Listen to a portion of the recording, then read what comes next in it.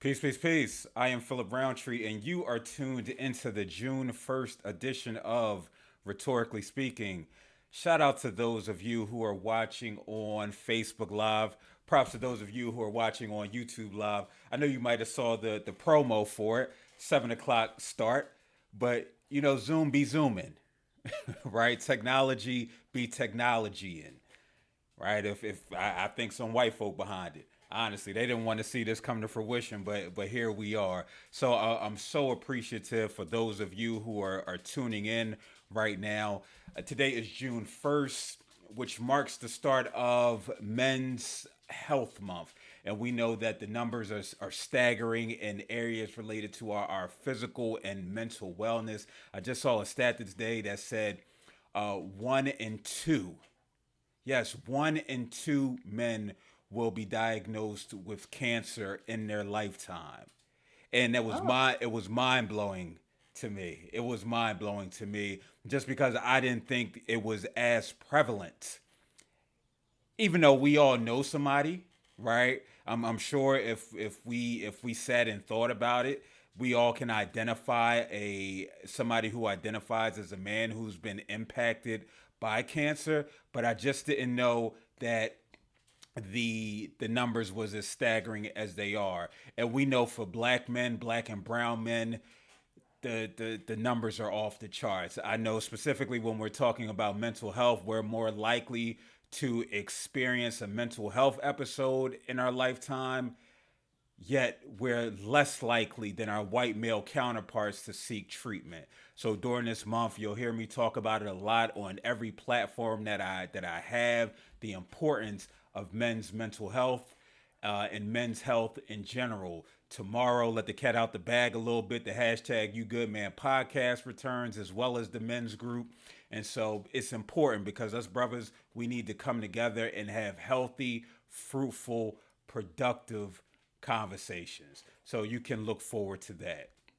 So listen, we have a dope show on tap for you today. I wasn't even expecting it to be as dope as I'm projecting it to be, right? Yes, I'm going to be talking about Naomi Osaka, the half black, half Japanese queen who's taking and putting herself first. She's putting her mental health first, resigning from the French Open, saying forget y'all, forget the media. I'm not in a place. I don't care about the money. I don't care about any of that. I need to focus on me. So yes, we will be having a conversation about how courageous and how brave that was. We also going to be talking about how white folk have been running amok in the NBA. Last night watching the Sixers game, see this white man run on the court. Last week we saw this white man pull popcorn on Russell Westbrook's head. In another game, we saw a white man who subsequently was arrested and potentially charged with a felony, probably in one of the most racist cities in the world, Boston, Massachusetts. We saw him throw a water bottle at Kyrie Irving. And so, yes, we will be touching on white folk running amok. But first, but first, listen, we got some trailblazers. You want to hear me use this word a lot, right? You're going to hear me use this word a lot. We have some trailblazers in the building who I have the privilege of interviewing. There are some amazing guests, and I'm just going to get right to it. So first we have dance trailblazer, Philadanco founder, President Joan Myers Brown in the building. And so I made a post on Facebook, right? I said, listen, this might be probably the second person ever that I've interviewed that has a real life Wikipedia page. So if you got a Wikipedia page, I don't know if you know it, Ms. Myers Brown, but if you have a Wikipedia page, that means you. I'm about to say you, and forgive me. This is just how I talk. You might be above us regular Negroes, right? And we got Zane in the background. Y'all know Zane, but and to go on there and just to do a brief background and check out all the amazing things that this trailblazer has been a part of. She founded the Philadelphia Dance Company, more commonly known as Philadanco. She established the Philadelphia School of Dance Arts. She created the International Association of Blacks in Dance. She founded the International Conference of Black Dance Companies. She served as dance faculty at Howard University. She was honored in Dance Women Living Legends, a tribute to African American pioneer women of modern dance. And we not done, right? We not done. She was also one of the recipients of the 2012 National Medal of Arts by President. Y'all, and y'all love him. Y'all love him. The Obamas, right? In the White House's East Room on Wednesday, July 10th, 2013. We have again Miss Joan Myers Brown in the building. I appreciate you coming through, and I think that's what made me even more excited for this interview, because when you start reading the accolades and the achievements of Black folk, and this is a part of that oral tradition, that oral history that we need, and we need to be having these types of conversations with one another. Because I knew about Philadanco a little bit, then I met Zane, who's in the background lurking. Right, I learned even more about him and Philadanco through him. But to just have a trailblazer, somebody who has always put Black folk first, for me, it's a privilege, and so I want to thank you for being here. I appreciate you. And I have her muted currently right now because I'm gonna get into this brother right here, right? This brother who you've seen, and I want to thank them both because they again they allowed technology to work itself out and stayed around. They didn't have to, and I'm appreciative of that. So we have another trailblazer, dancer, artist, philanthropist, whose story of resilience and healing is inspirational and encouraging no matter your affliction, whether you have a affliction or not. Those who know me know I live with depression and anxiety, and I talk openly about it. This brother, Terrence Gore, again, a Philadanco dancer, professional dancer who was diagnosed with HIV and a rare brain disease 16 years ago. And no, he didn't just lament the situation and just go sit in a corner, right? He said, "Nah, there's purpose in this as well." Right? There's purposes in this as well. He was given 30 days to live, but now Terrence Gore has defied limitations, defied the odds, and worked through this process of individual healing, which by proxy is community healing, right? And has healed others through not only his history in dance, but also through the power of art.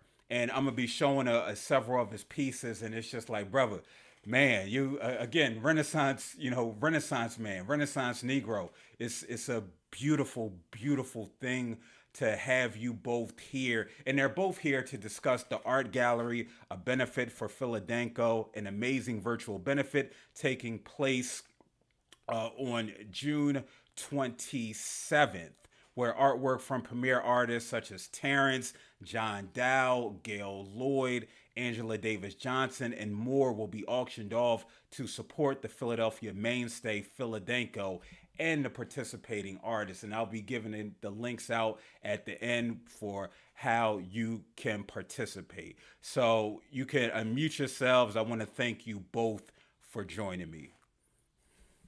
And hopefully this introduction did justice, right? And my apologies, Terrence, right? Because I was sitting there looking. I don't know what happened in my little Word doc, right? But all your accolades that I have right here, they disappear, right? And I'm gonna give you an opportunity, if you feel comfortable in doing that, to definitely talk about just the amazing things that you've done in the course of your life.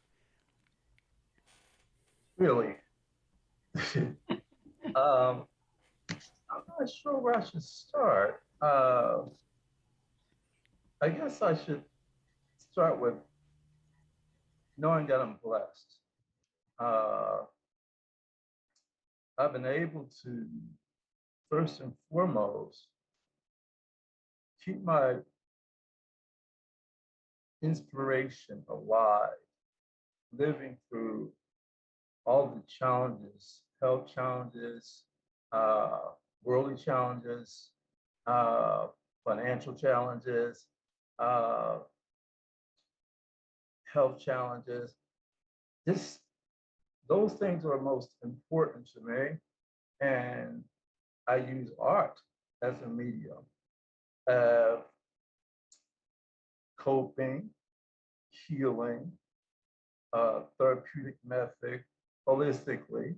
That kind of keeps me balanced. So anytime I'm forced, or I'm crisis is imposed upon my life, I use a creative outlet to just soar through these episodes when they show up as limitations and or I can no longer do what I used to do.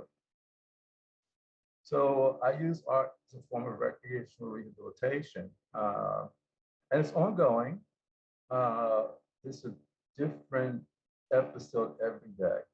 Uh, I live with a really, really interesting health challenge, and every day that I have to get up and work through how I feel, and emotional setback sometimes kind of creates a stagnant kind of process in my daily goings. And once I put my hand on a piece of artwork, it just takes me beyond that whole feeling of depression, feelings of what I think I have lost. Um, and as weird as it may sound, it's almost like this health challenge has been liberating for me. It's helped me to get past all those other things like what I was searching for and or what stimulated me. They were always temporary. They just I was just always reaching for more and more and more and more, trying to figure out what's next. Nothing it was nothing that really, really held my interest for long-term purpose. It I had to go next, next, next, like next, but then I'm forced with this health challenge or disability as one may call it. I don't really see myself with that. I mean, there is a change in terms of how my body functions, but it's new, it's liberating for me. So now I know what my purpose is because I have to sit down and take inventory as to, well, what am I doing now in my life? What's happening? What can I really do? So this experience has helped me to identify there is something else that I had. Even though it looks like something was taken away from me based on a health challenge, I discovered, oh, I have another part of me too. Let me use that. And let me use that as a teaching tool for those who may have challenges and just think that they can't deal with it. Just kind of throw the towel in. So not only do I use it as a resource for myself to cope and or to just create beauty, I use it to teach, try and talk, inspire other individuals that you can do it too. It can happen for you too.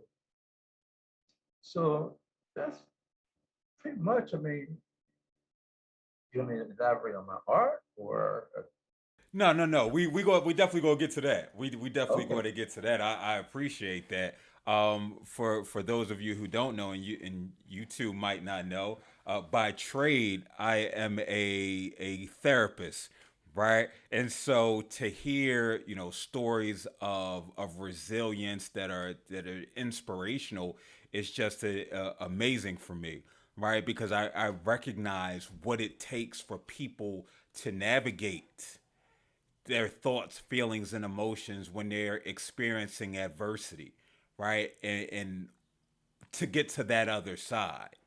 And so I commend you. I applaud you. I appreciate you for just the transparency and the openness and your willingness to just have this conversation, right? I believe we have no more powerful tool than our story, which you two both articulate through art via the medium of dance, and now Terrence through the medium of art. And so I want to transition to you, Miss Joan Myers Brown. Again, thank you for joining us. Can you just give us a little backstory on your relationship with dance and its impact on your life? I don't really know where to start. I've been dancing since I was able, I guess, since I was able to walk. But my mom put me in dance school very young. Uh, but in the midst of segregation, it was very difficult to get the kind of training I needed. So I think my solution to it is what I'm doing now: make opportunities available for dancers so that they have the opportunity to do what they want to do. My story is, often repeated. You do what you have to do because somebody else isn't doing it or trying to make it work. Uh, I've been dancing again. When I was 7 or 8 years old, my mother took me to the neighborhood dance school. I didn't really get involved with dance until I was almost a senior in high school and had a white teacher who was interested in me. But in segregation, I had to use another student teach me what she learned at her white school so that I could keep up with the white girls. But I ended up doing nightclub work because I was looking for a job. But I was lucky because I was one of the girls that, because I had the ballet training, was always the lead dancer, could show off, as the kids say. I could show out all the time with what I was doing. But I got tired of that and decided that I wanted to make opportunities available. And I'm still doing that, trying to make opportunities available for dancers, especially women of color, because we're trying to make the ballet companies know that they don't always just hire a black man. They have to hire some beautiful women. And my favorite saying is one that one of my friends said: we need to make the companies look like America. They gotta look like all of us. We can't just have all white company all the time in the ballet world. But even the black companies have always done integration. Now we're doing diversity, equity, and inclusion. I've been on that trail since 1962. I got the same notes. And when the money leaves, the white folks stop taking care of us. Wow. So we got to take care of ourselves and make opportunities available for our youngsters ourselves. And that's just what I'd like to do. That's my story, and it hasn't changed since 1960. So when I stopped dancing and opened my school, that's it. I wanted to make opportunities available. And that's my goal still. And I'm going to be 90 years old this year, and I want Oh, to wow. make sure that it doesn't end with me, that it continues to fight. Word. Well, happy early birthday, Oh right? yeah, Christmas Day. I'm a Christmas baby. Oh, Me and Christmas that Day. other guy. Wait, what other guy? You know the other guy, our Lord and Savior Jesus Christ. Oh, Birth- okay, okay. I didn't know. I was like, I didn't think Zane's birthday was Zane's was one of my babies. I raised him from a pup. yeah. And also Terrence, he was right here with me. I was pushing him in the dance class. So I want to speak to that. Speak to just the creation of Philadanco and just over the years, just your thoughts about your baby, right? That's your baby right there. And so, what are your thoughts just about how it started, the journey over the years, and where it currently stands? Well, it started in 1970, but that was 10 years after I opened my school in 1960. That I was still training dancers, trying to push them out into the world, find a job. There weren't jobs available for them. So I started a group. I said, maybe if I train them and get them ready, maybe they'll leave Philly and go to New York, go to California, go somewhere, try to get in the dance. And wasn't happening. They were bouncing back to me. And I said, well, the links and the Appa Kappa Poopa, everybody else was asking dancers to dance for free all the time. So I said, well, maybe if I have a dance group, maybe that they'll leave Philly. My first group stayed with me 8 years until Alvin Ailey recognized the fact that the Philadanco dancers had something going. So we always end up with 4 or 5 dancers that I've trained in the Ailey company. But there are other places in the world that dancers that we train. Leslie Odom is one of my dancers. Lee Daniels was one of my dancers. Zane Booker was one of my dancers. I keep Zane around me. He's not going anywhere. He's still one of my dancers.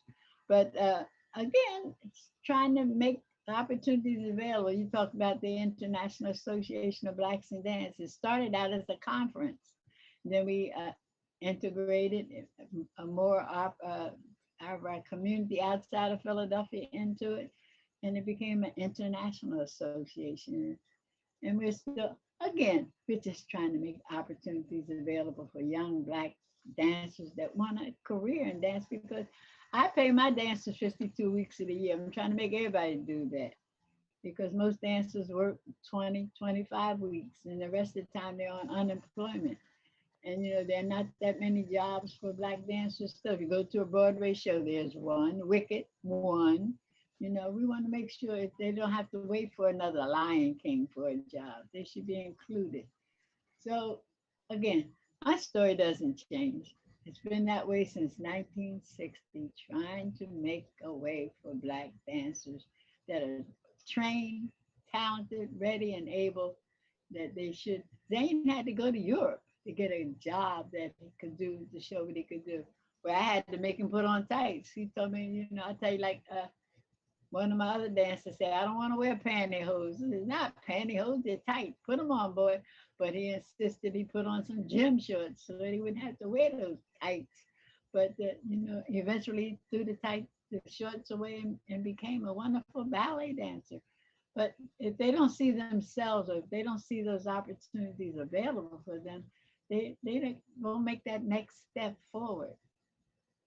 I hope I answered your question. Oh, listen, you did, and then some, and I like how you're just so modest about Alvin Ailey and Leslie Odom and Zane and Terrence and just mentioning it, just like, yeah, they were here, they made their way through here when. Well, actually, I didn't train Alvin Ailey. I No, no, somebody no. that But even somebody like even just that, have being able to have that type of relationship, right? right. And during that time, like I think it's so impactful, and I think for this generation and what we know and where we are, we could learn so much when it Well, comes. I look at Lee Daniels. He's not a dancer, but his involvement with the arts and his fact that his mind was open to the arts and creative ability that he didn't know he had, but being exposed to it, then he grew with it. He's making movie stars now. Yeah, yeah. And again, it's about unlocking and that potential, right? Having them. I know Terrence spoke to this, and I'm going to get your thoughts, Terrence, about here we are. We have this idea of, okay, I'm a dancer, right? This is what I do, right? And yeah, I might dabble in art a little bit, right? But now when that's not there potentially anymore, because I've had this exposure, because I was told to look deep and it was pushed to look inside yourself and use all your creative gifts, you were able to say, okay, you know what? Let me make this transition because I know I have that confidence, I have that esteem that came from the foundation that was laid through these other areas. I made a post today about basketball player LaMarcus Aldridge. He's a NBA Hall of Famer. He retired abruptly, probably about 2 to 3 months ago.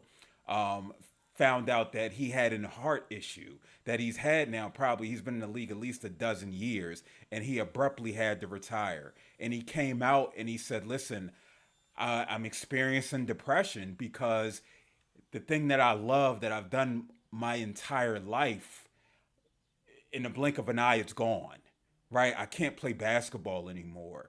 And for me, hearing that, I recognize for so many people, Black people, especially Black men, we become known and our identity becomes shaped for the thing that we're known for most, right? So we see LaMarcus Aldridge, the basketball player, right? And it's going to be important for him to recognize, okay, you know what? Yeah, basketball player, but also I'm so many other things. And now this is an opportunity for me to truly tap into that. And so and be whole, right? And be whole and not just necessarily be this one thing. And so when I hear you speak to that and just that encouragement and that, um, the fortitude and just the inspiration that's necessary to help these young black kids, these black boys, these black girls, these black persons to see the fullness, the wholeness that exists within them, right? And how Well, I critical think that about is. Terrence. I used to beat Terrence up a lot, trying to make him work harder or what I thought he could push him a little more. I had no idea he was a wonderful artist until, when he had to transition, when that he couldn't hit those second position plies any longer the way he felt that he should be able to, that he found out that there was something else he could do. And I welcomed it. And I was amazed at all the wonderful work that he was doing. So it showed me also that if a person is given opportunities to just express themselves, sometimes we can't express, men particularly can't express, they don't want to cry, they don't want to let people know what their aches and pains are. So we have to make sure that we encourage them to just be themselves. Agreed. Well, that was one thing, or that is one thing I wanted to comment on as a list on my list of comments and accolades to you, Ms. Brown, Aunt Joan, as we affectionately know you as. Um, you helped me through this transition. You call it dance. Uh, Dance is dance, but it's movement. When you think movement, you think of transition, you think of transformation for me. Once I was sort of debilitated, I say sort of because I changed my mind in terms of, oh, that's just not going to stop me to where I have something else I could tap into. I went back to Danko. I could no longer style hair because I'm right-handed. And I said, well, the right hand does not work like the left hand does. So you allowed me to come into the studio. You were very, very aware, as you are, that I was not the man that I am. And you allowed me to take class and do whatever I could. And that level of comfort, that level of safety was enough to inspire me to tap into everything else that I do. So when you speak about your lack of knowledge of me being an artist, um, that was something that I had not been utilizing because I had so many other creative experiences in my life in terms of uh, careers.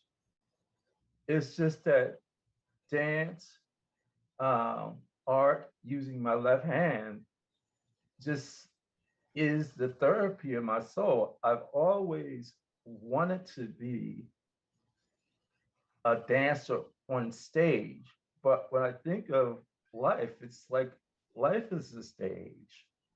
And here it is. I live with this situation.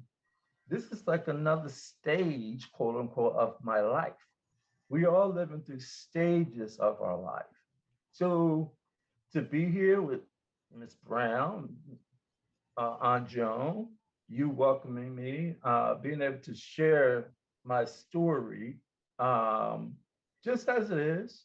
Again, for Aunt Joan to even let me come into a class, knowing that I was not the man that I was, and still believing you could do something, hold on to the bar, do something. That was therapy in itself.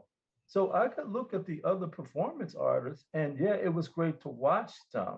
And I was okay with not being able to do that anymore because she allowed me, Aunt Joan, you still allowed me because you believe, you cultivate people, you make folks know what they have, even when they don't really know what they have.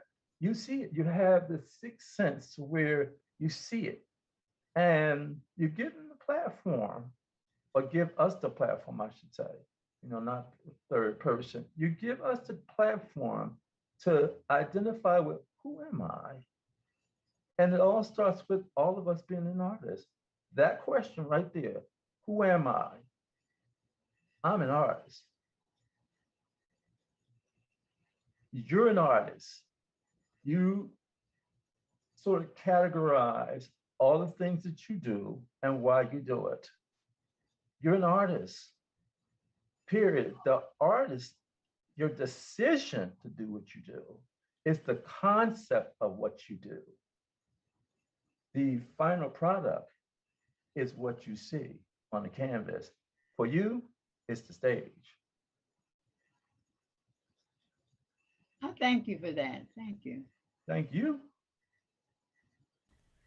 Listen, it's I have nothing to add, right? Listen, I'm listening to flowers be given, and rightfully so. And it's important that we love on one another, right? And we articulate what we mean to one another, and that's what the good brother Terrence was doing for hopefully I can call you Auntie Joan, right?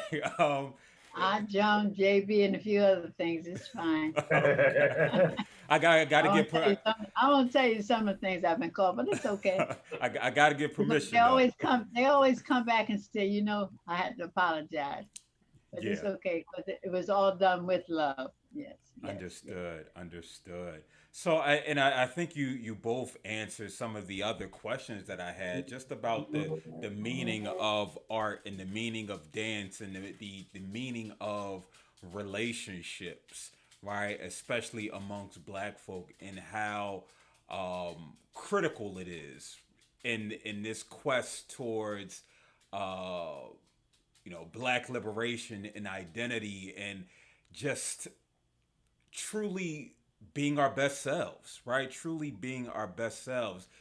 Because why? Because we're here and we deserve it, right? We deserve to maximize our potential just because we're alive, and that's enough, right? And so it's a beautiful thing to hear that from the both of you. Now, just switching gears to get to the reason why you both are here, the virtual benefit that is taking place on June 27th. The art gallery, which is a benefit for Philadanco, amazing virtual benefit where artwork from premier artists such as Terrence, John Dow, Gail Lloyd, Angela Davis Johnson, and more will be auctioned off to support the Philadelphia mainstay that is Philadanco, as well as participating artists. So, Auntie Joan, if you can let me know what your hopes are for this virtual benefit coming up. Well, actually, this was not my idea. It's the brainchild of one of my babies that grew up to show me that he appreciated what he got from being a part of Philadanco. But also, I had Zane Booker.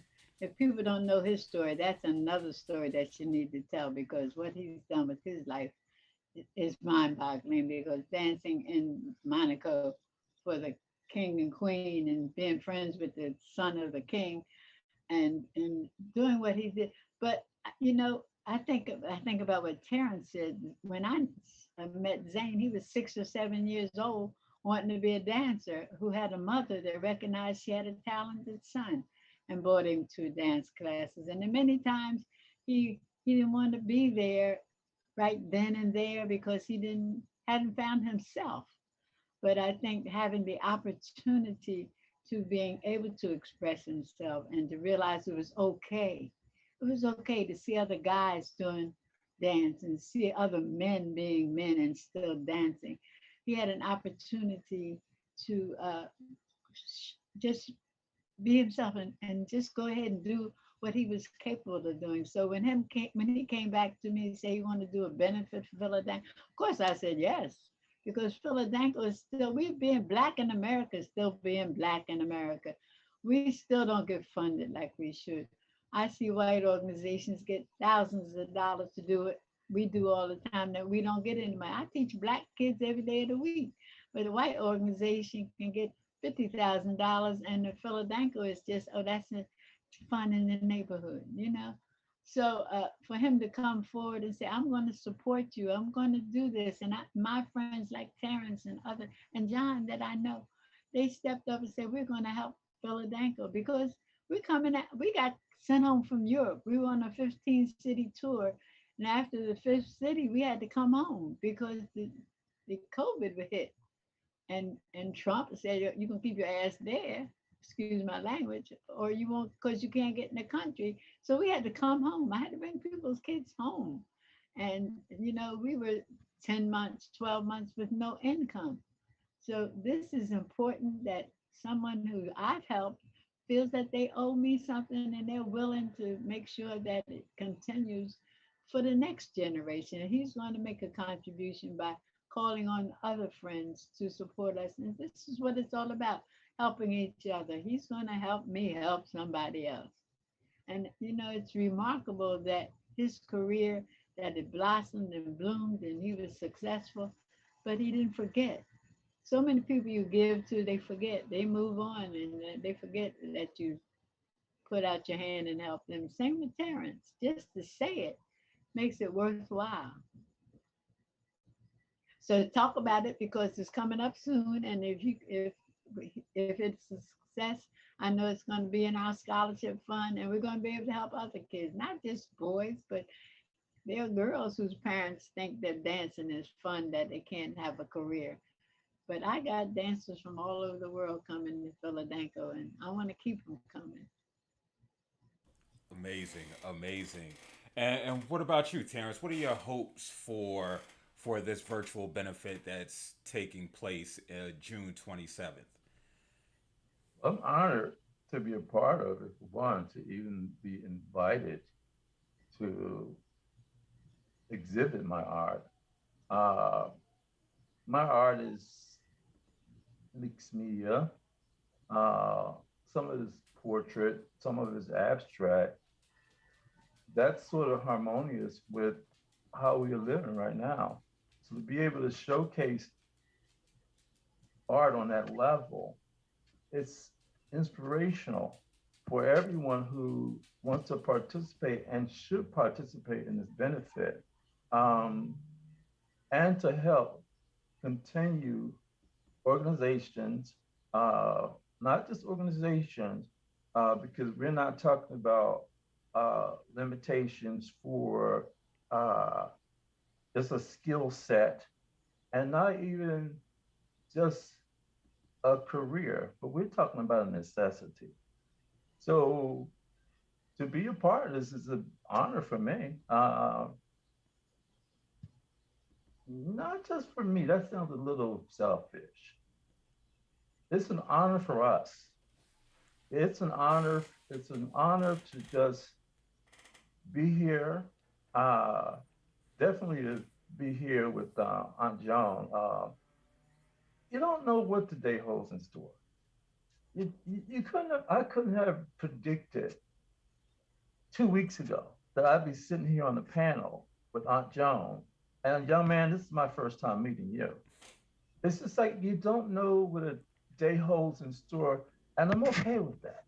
There was a time when I thought I was in control of everything, and now I have to learn how to just let it go and let it flow. Word, word. I always say we don't make the rules to guide us. We never know where we're going next, and we never know who's going to be there for us, and we never know who we're going to need to be there for us. So the fact that I was invited for this program, I didn't know this young man either, but I'm pleased that he's invited us both. And I'm sorry there are not 10 more people to talk about the importance of the art to the community that is taken out of the schools. It's not, and our parents think it's a show off. Not, it's more than a show off. It's a contribution to their lives, that it's important that they have an opportunity to just be a part of something that's structured and guiding them, and also give them an opportunity to be themselves. I can't tell you how many kids who survived only because they were involved in the arts. Wow, wow. That's impactful. That's impactful. Listen, man, That's because why I say it's a necessity. it's a necessity. Well, yeah, it should be a definite part of it's important as math, history, and English. And the way they mess up history, we can almost say, well, that ain't for real, but we know that art is real. And in this climate that we're living in right now with budget cuts and, well, is the United States doesn't think gym is important as art classes are important as they do with other educational venues. We actually need these outlets for a therapeutic approach right now to express ourselves. A lot of this other stuff that's happening for us, one, we deal with the really, really interesting and crucial impact of what we've been living with for the past 400 years. And somehow we become numb to a certain degree. And we've lived through an epidemic. Psychologically, what type of therapy has really been presented for people to cope versus people just checking out, doing alternative drugs, uh, just just not knowing what to do. And here that was a specific group of people, us. Here we have a pandemic, which is affecting all of us. How are we actually working with the crisis? Art is one of the major tools that You know, help us. I'm not. I'm trying not to cut you off because I don't know how much time we have. But I was telling someone the other day I lived through the First World War, the Second World War, the pandemic, the AIDS, the polio, the everything.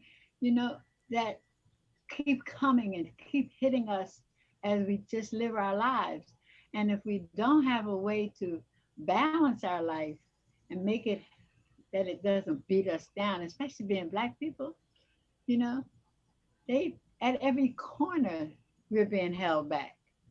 And unless we learn to live successful lives and being able to just have and that's why we play drums and that's why we go dancing. I say if it wasn't for Black people, we'd still being in the waltz and the two-step. Because I made a list the other day of the many different types of the monkey, the dog, the chicken, and everything that Black people come up with. When one thing gets tired, then we come up with something else, the bump, the twist, and they of course they take it from us and claim it to be theirs. Then we get something else. We could, okay, you got that, buy a ticket, you got it. Hip hop is they all over the world where they used to call hip hop when it was done on the corner that was crazy people spinning on cardboard on their head. And now it's on every stage in the world. So we, as a people, we always find a way to survive mentally by having our art, by having our ability to create and just make things shit happen. Oops, sorry. I'm an old lady. I can say anything I want Hey, to. listen, this I don't know what you're apologizing for. We need the real. We need to hear from from our seasoned Black folk who have lived, who have experienced. You say you don't know how much time you got left. I'm here, right? I'm here for y'all, and I'm All right, we appreciative. got it going. I'm appreciative of just this type of insight because again, this isn't necessarily something that we get all the time. I can't tell you when if I've ever spoken to somebody who was 89 years of age about to be 90. I can't say that I have, right? So Oh, I've your grandmama. oh, God bless the dead. God bless the Okay. dead to him, right?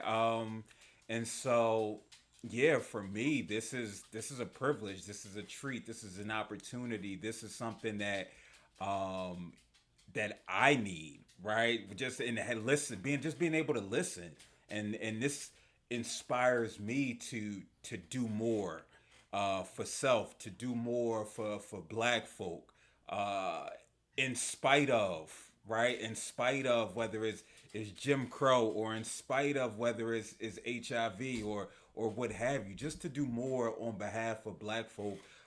Because again, this is about us. This ain't about nobody. This ain't about them. I hate looking this. I'm about to say, my mom might be listening. Hey, mama, but I'll looking through shit from a white lens, right? This is about us, for first and foremost. And I'm appreciative. I'm so appreciative, and that's why it's important for you all to support the art gallery, a virtual benefits celebrating. We're gonna call it what it is, celebrating, showing our love to Philadanco and the artists who are contributing pieces of art. This is for us and by us. So buy, B-U-Y, us. For more information on the event, check out www.phila, D as in dog, A, N as in Nancy, co.org. Listen, this has been a treat. I would love to have more conversations with you both individually, just because Auntie Joan, I think just the oral, when we talk about oral tradition and everything that you're probably able to the type of wisdom to be able to impart on the people. I know you gave it to Zane, but Zane be acting funny sometimes. No, no, no. That I would love. No, and I want you to come on screen real quick, Zane.